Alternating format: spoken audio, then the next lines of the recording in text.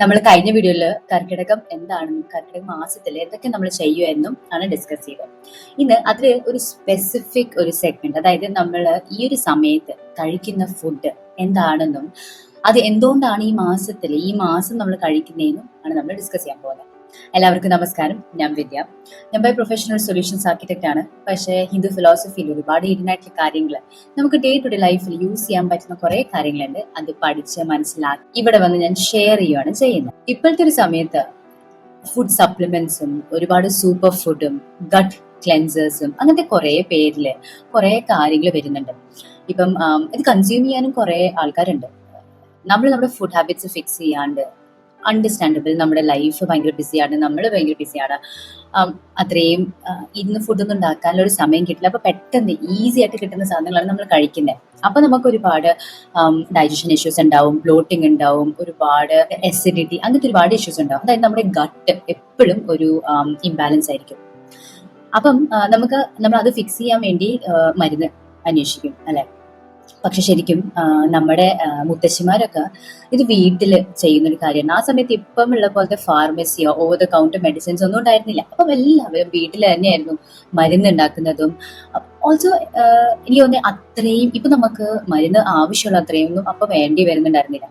It's because അവിടെ food തന്നെ ഒരുപാട് നന്നായിട്ട് ഒരുപാട് നോക്കിയൊക്കെയാണ് ഉണ്ടാക്കുന്നത്. ഈ കർക്കിടകത്തിൽ കഴിക്കുന്ന ഒരു ഫുഡായിരുന്നു കർക്കിടക കഞ്ഞി. ഇപ്പൊ നമ്മള് ഈ കിച്ചടി ഒക്കെ പറയുന്ന പോലെ കുറെ സ്പെസിഫിക് സാധനങ്ങൾ ഈ മോൺസൂൺ, അതായത് ഈ മഴക്കാലത്ത് കുറച്ച് തണുപ്പൊക്കെയുള്ള സമയത്ത് കഴിക്കുന്ന ഒരു സാധനമായിരുന്നു. ഇതിന് കഴിക്കാനുള്ള മെയിൻ റീസൺ ആയിരുന്നു നമ്മുടെ ഡൈജഷൻ ഇംപ്രൂവ് ആവാനും. പിന്നെ ഒരുപാട് മഴയും ഒരുപാട് തണുപ്പൊക്കെയുള്ള സമയത്ത് നമുക്ക് അത്രയും സൺലൈറ്റ് കിട്ടില്ല. അപ്പം നമ്മുടെ ബോഡിയിലെ ഡൈജഷൻ ഓട്ടോമാറ്റിക്കലി സ്ലോ ഡൗൺ ആവും. അപ്പം അത് ഹെൽപ്പ് ചെയ്യാൻ വേണ്ടിയുള്ളൊരു ഫുഡായിരുന്നു കർക്കിടക കഞ്ഞി. അപ്പം നമ്മുടെ ബോഡിക്ക് കുറച്ച് റെസ്റ്റ് കൊടുത്ത് നമ്മുടെ ബോഡിക്ക് ഹീൽ ചെയ്യാൻ ഹെൽപ്പ് ചെയ്യുന്ന ഒരു സ്പെസിഫിക് ഒരു കൂട്ടായിരുന്നു. നമ്മുടെ 70% ഓഫ് നമ്മുടെ ഇമ്മ്യൂണിറ്റി സിസ്റ്റം ഡിപ്പെൻഡ്സ് ഓൺ നമ്മുടെ ഡൈജസ്റ്റീവ് സിസ്റ്റം. അപ്പം അത് നമ്മൾ ഫിക്സ് ചെയ്ത് കഴിഞ്ഞാൽ നമ്മുടെ ഇമ്മ്യൂണിറ്റി സിസ്റ്റം തന്നെത്താൻ കൂടും. ഇപ്പൊ കുറെ ഇമ്മ്യൂണിറ്റി ബൂസ്റ്റേഴ്സ് ഒക്കെ വരുന്നുണ്ട്. അത് ചെയ്യാണ്ട് നമ്മൾ നമ്മുടെ ഫുഡ് ഫിക്സ് ചെയ്യുവാണെങ്കിൽ ഇത് കുറച്ചുകൂടി സിംപ്ലർ ആയിരിക്കും. എനിക്ക് കർക്കിടകത്തിന്റെ എന്തൊക്കെയാ വരുന്നതെന്നറിയാം. ഞാവര അരി ഞാൻ ആദ്യമായിട്ടായിരുന്നു കേൾക്കണ്ടായിരുന്നത്. ഇത് ആക്ച്വലി ഭയങ്കര ഈസി ആയിട്ട് ഡൈജസ്റ്റ് ആവുന്ന ഒരു അരിയാണ്, റൈസ്. പിന്നെ ക്യൂമിൻ സീഡ്സ്, ജീരകം. അത് മാത്രമല്ല ഉലുവ, നമ്മുടെ ബ്ലഡ് ഷുഗർ റെഗുലേറ്റ് ചെയ്യാൻ കുറയ്ക്കാൻ വേണ്ടി ഉലുവ.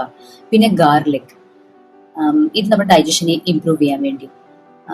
അത് മാത്രമല്ല ജിഞ്ചർ അഗൈൻ നമ്മുടെ ഡൈജഷൻ ഹെൽപ്പ് ചെയ്യാൻ വേണ്ടി. പിന്നെ സിമ്പിൾ സ്പൈസസ് യൂസ്, കരിവേപ്പില ഇടും, പിന്നെ കുരുമുളക് ഇടും, ടേമറിക് അതായത് മഞ്ഞളിടും. അങ്ങനത്തെ സിമ്പിൾ ആയിട്ടുള്ള കാര്യങ്ങൾ നമ്മുടെ ബോഡിക്ക് പെട്ടെന്ന് ദഹിപ്പിക്കാൻ പറ്റുന്ന കാര്യങ്ങളാണ്. അപ്പം ഇത് മോസ്റ്റ്ലി ആയുർവേദിക് ട്രീറ്റ്മെന്റ്സ് അല്ലെങ്കിൽ ആയുർവേദിക് ഒരു പ്രൊസീജിയർ നടക്കുമ്പോഴാണ് ഒരു കർക്കിടക കഞ്ഞിയായിട്ട് കിട്ടുന്നത്. പക്ഷെ എൻ്റെ ഒരു ഫ്രണ്ട് ഉണ്ട്, ഒരു ആയുർവേദിക് ഡോക്ടർ. അവര് പറയുന്നുണ്ട് ഈ കർക്കിടക കഞ്ഞി എന്ന് പറഞ്ഞൊരു കോൺസെപ്റ്റ് ശരിക്കും ഒരു മോൺസൂൺ, അതായത് തണുപ്പത്ത് മാത്രം കഴിക്കണം എന്നില്ല. ഇത് എപ്പോൾ വേണമെങ്കിലും കഴിക്കാം. ഇത് ഒരു ഏജ് ലിമിറ്റ് ഇല്ല, ആർക്ക് വേണമെങ്കിലും കഴിക്കാം. ചെറിയ പിള്ളേർക്ക് കഴിക്കാം, വലിയ ആൾക്കാർക്ക് കഴിക്കാം, ഏജ് ആയ ആൾക്കാർക്ക് കഴിക്കാം, ആർക്ക് വേണമെങ്കിലും കഴിക്കാം.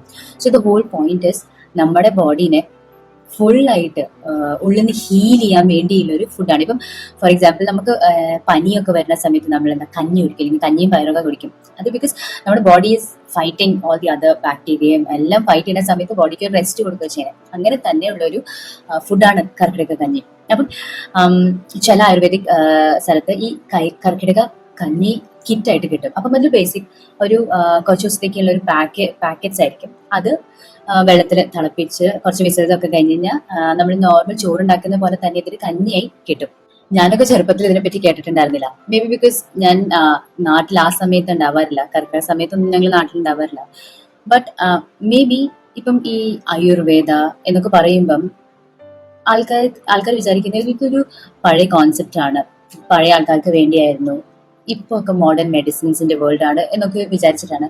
പക്ഷെ ഐ സ്റ്റിൽ ഫീൽ നമ്മളെ കറക്റ്റ് ആയിട്ട് എഡ്യൂക്കേറ്റ് ചെയ്യുമായിരുന്നെങ്കിൽ, നമ്മളെ കറക്റ്റ് ആയിട്ട് പറഞ്ഞു തരുവാണെങ്കിൽ നമ്മൾ ഇപ്പോഴും ആയുർവേദയെ വാല്യൂ ചെയ്താണ്. ബിക്കോസ് ഇപ്പം ഈ ഒരു സമയത്ത് വെസ്റ്റേൺ കൺട്രീസിന് ആയുർവേദം എന്ന് പറഞ്ഞാൽ ഭയങ്കര ഡിമാൻഡാണ്, ഭയങ്കര താല്പര്യമാണ് അറിയാൻ. അവർക്ക് മോഡേൺ മെഡിസിൻസ് വേണ്ട. ഇംഗ്ലീഷ് മെഡിസിൻസ് വേണ്ട. അവർ ഇന്ത്യയിൽ വന്നിട്ട് ആയുർവേദിക് ട്രീറ്റ്മെന്റ്സും ആയുർവേദിക് മസാജൊക്കെ എടുക്കുക ചെയ്യുന്നത്. സോ അത്രയും വാല്യൂ ചെയ്യുമ്പോൾ നമ്മൾ നമ്മുടേതായിട്ടുള്ള ഒരു കൾച്ചറൽ കാര്യം നമ്മളത് ഉപേക്ഷിച്ചിട്ട് we are going towards modern medicine, which is wrong അല്ലെ. അപ്പൊ നമുക്ക് ശരിക്കും ഇങ്ങനെ പഴഞ്ചൻ ആവാണ്ട് തന്നെ ഒരുപാട് കാര്യങ്ങൾ നമുക്ക് ബെനിഫിഷ്യൽ ആയിട്ടുള്ള കാര്യങ്ങൾ എടുത്താൽ മതി, അത് മതി.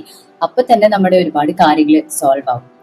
അപ്പം ഇത് ശരിക്കും നമ്മൾ നെറ്റിലിട്ട് കഴിഞ്ഞ് കഴിഞ്ഞാൽ കർക്കിടക കഞ്ഞി റെസിപ്പി, ഈ കർക്കിടക കഞ്ഞി എങ്ങനെ ഉണ്ടാക്കുക എന്നൊക്കെ നമ്മൾ സെർച്ച് ചെയ്ത് കഴിഞ്ഞ് കഴിഞ്ഞാൽ നമുക്ക് അതിൻ്റെ ഒരു റെസിപ്പി കിട്ടും. പക്ഷെ അതല്ല, ഇത് ശരിക്ക് ആയുർവേദിക് സെന്റേഴ്സിലൊക്കെ വാങ്ങിക്കാൻ കിട്ടും.